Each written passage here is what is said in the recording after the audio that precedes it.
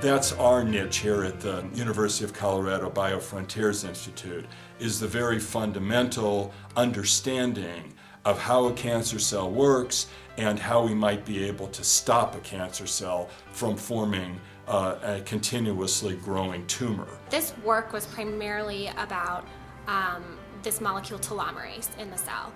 And telomerase, it isn't typically present in your normal cells, but it's upregulated in 90% of cancer cells. This origami crane is going to be our representation of telomerase.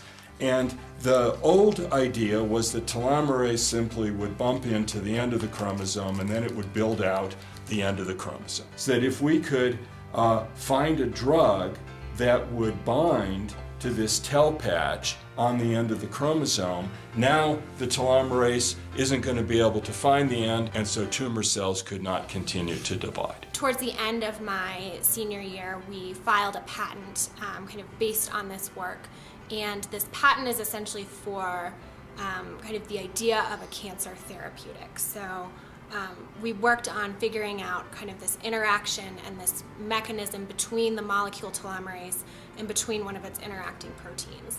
And the idea is if you interrupt that interaction, you prevent the dividing and proliferating of the cancer cell that usually happens. But if you look at most of the cells that make up our body, they don't have any telomerase.